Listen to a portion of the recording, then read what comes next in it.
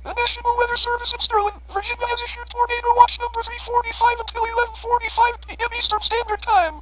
This watch includes the following counties in Pennsylvania, Philadelphia, and Delaware. This includes the city of Philadelphia. Remember, a tornado watch means that conditions are favorable for the development of severe weather, including tornadoes and damaging winds. While severe weather may not be imminent, persons should remain alert for rapidly changing weather conditions and listen for statements and possible warnings. Stay tuned to No Weather Radio, commercial radio or television outlets or internet sources for the latest severe weather information.